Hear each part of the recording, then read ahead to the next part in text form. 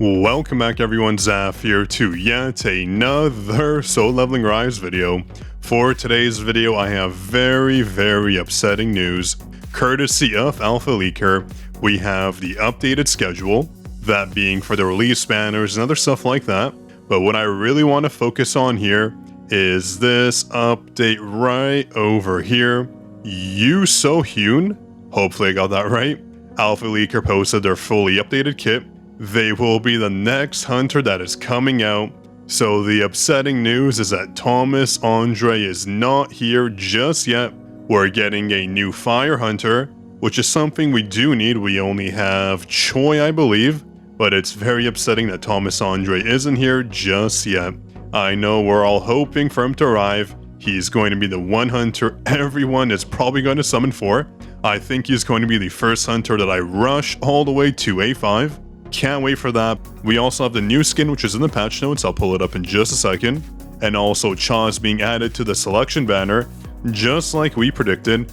Basically with every single new update as we expected. Like with Alicia, once their banner does end, that hunter goes on a cooldown period for around 30 or so days, basically until that new rate up banner does end. Then they get introduced to the custom draw banner, so super standard. We had that happen to Choi and Silverman Yunhu, and now Cha. So Alicia will come back in about a month to the custom draw banner, so do expect her. I know a lot of you still want more copies of Alicia, so soon enough you can pull her. And we also have the weapon liberation upgrade or update method, whatever it is. Looks super interesting. This is the animation. I have no idea how Alpha Leaker pulls these off, but it does look interesting. It looks like we can get a few weapons all the way from rare or SR to SSR. Super interesting. Obviously, Casca's Venom Fang is going to be one. It certainly deserves an SSR spot, so that's very nice. So I can't wait to see more on this. And also, really quick, a shout out to the Golden. They were our first commenter on our previous video, so a shout out to you, and enjoy your very exclusive Discord role. Now, the update notes have also been released for the latest update. A lot to cover here. I will be streaming once the maintenance does end, so do be sure to check it out. I have the stream scheduled, so you better hop in and watch. But anyways, going down, we obviously have Maylin Fisher being added in. Super interesting unit. She is a healer, so we'll have to see what she's like. There was a sneak peek to her, though it didn't show us too much. We'll play her very soon, and I'm sure we're going to have a great time. I'm hoping to at least get 3 or 4 copies of her, we'll have to see. Just depends on how much dough I'm willing to dish out to pull her. But as we go down, we have 2 new costumes, obviously one for Maylin and one for Lee Jo-hee. And I gotta say, she definitely does look as sweet as honey here. A very cute skin. And going down, we have Tusk being added in as well. Super excited for them. They do have an all-team member core attack skill damage increase, which is going to be absolutely major for hunters like Alicia. We also have Dongso. Those 2 hunters use a lot of core attack damage, so it's going to be super useful there. We also have the Workshop Brilliant Light being added in as well. Cannot wait for that. It's going to be a very challenging game mode. If you watch Soul Leveling Rise's official stream, we saw CM Prism have a little bit of difficulty with it. They tried their best, but it's certainly not easy. Hopefully I do have a better time doing it. At least I hope. Otherwise, well, I'll have an egg on my face on stream, but I'm sure I'll do a good job. We also have the Blessing of Brilliant Light. In sub-stages upon clearing designated waves, we get the buff option. You can select one of them to receive the buff effect, so just like a roguelike dungeon, something like that basically. So we definitely have to pick the right ones. I wonder if we can reset it if it's only for a single dungeon run, we'll have to see. Curious how this works. And we have those new artifacts. The set effect conditions 2, 4, and 8. Super OP. Curse, Greed, and Blessing. I can't wait to use these. They come in 2 sets. Level 78 being the legendary, and hero rarity is level 73. I wonder if that's this epic, I'm not too sure. But this is the purple rarity, and this is the yellow. So super excited to use those and unlock them. They're going to be OP for sure and meta defining. We also have Maylin Fisher's Hunter Archive being added in, and also a level achievement award for Jinwoo. We'll see that once the update does come in. Probably going to be some free potential goodies or just more purchases. Either way, I'm more than happy to get them. And we have a dice event for Maylin Fisher. I wish it was a capsule event. I don't like the dice ones too much, but that's fine. We have our rate up banner as well. and her growth tournament, very standard. And other point events, let me see here. So we have her growth event, and then a weapon growth comes out for the next few days. Gate exploration, artifact growth, and dungeon. So maybe save your artifact growth usages to 10 days from now. I know it'll be a bit hard, but you want to get as many points as possible, but we'll have to see. It'll be hard not upgrading those artifacts, getting the most out of our damage. But going back, we have the workshop building slate clear event as well. This should be good. Is there any details here? Yeah, we get the artifact chest, I'm assuming, very nice, for clearing the missions on easy and normal mode. So it's super important to do the event. I think we get 3 tries every day or week. I could be wrong, we'll see shortly. And this is the most important part, May's salvage project. This lets us use our current artifacts and exchange them for other goodies, because now with the artifact update, we will have a lot of artifacts we don't need. So this is perfect, very smart by the devs for us to get some materials back. Very, very happy regarding this change.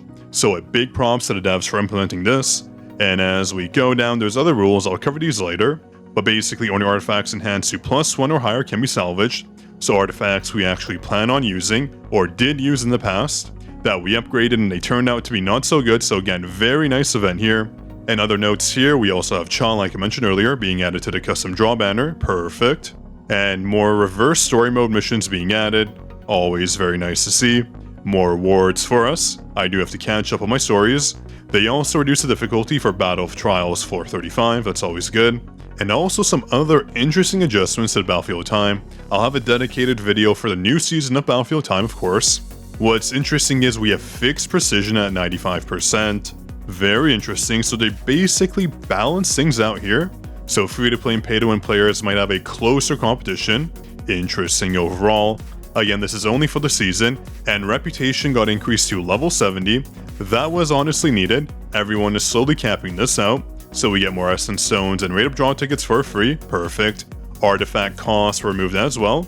Tier 15 or lower, no longer costing us gold. Thank you, devs. I'm tired of spending gold for artifacts that are 15 and lower. Now, once we get to the 15 mark, we'll know for sure if we want to keep them. If not, we can unequip them without being penalized. Super thankful for that. And some gem UI improvements here, always good. And some story mode additions here, nothing important. We have some challenges being adjusted, just quality of life stuff, nothing important to note really. Oh, there's also new special commissions, very good. These are hard to complete, but over time you do them. You just get some essence stones and rate-up draw tickets and custom draw banner tickets as well, always good. We have a gate nerf for the continuous damage of the ice cold buff, and encore missions. The 5-stack curse of the Cerberus was reduced, okay, that's always good. Battlefield of Chaos, hopefully we can do it all at once. Reward multiplier, okay, perfect, so we can do more than one at a time. That'll save us so much time. And they added button options here as well, perfect. And we can also purchase passes for the dungeon using essence stones, okay, that's always good.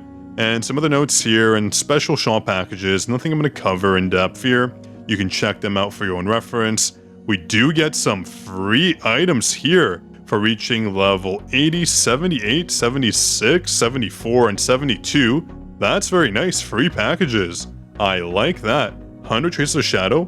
Did I already get these? Or no, these seem to be new. Okay, thank you devs. Keep pumping out those rewards, very nice.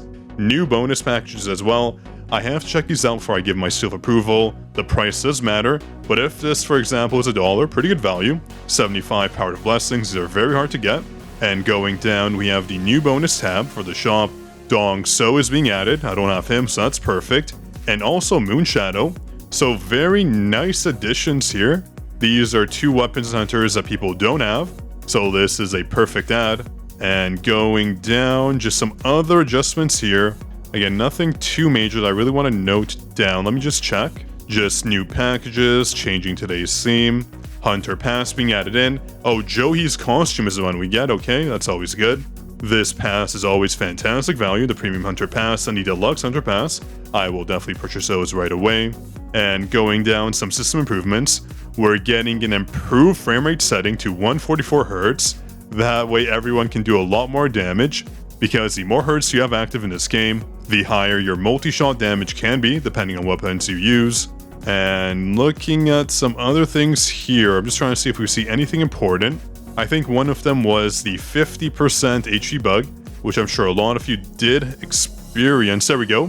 Fix the intermittent issue where Chapter 17 boss monsters' HP did not decrease below 50%, so that's good. In other changes here, I'll outline in another video. I just wanted to go over the sad news in this video that Thomas Andre is not coming for us just yet, so we just have to wait to see when that's going to be. Hopefully very soon. I can't wait for him to be added in. But yeah, I hope you enjoyed. If you did, drop a like. Be sure to subscribe to the channel, and I'll be streaming very soon, so be sure to check that out. This is Zaf signing out.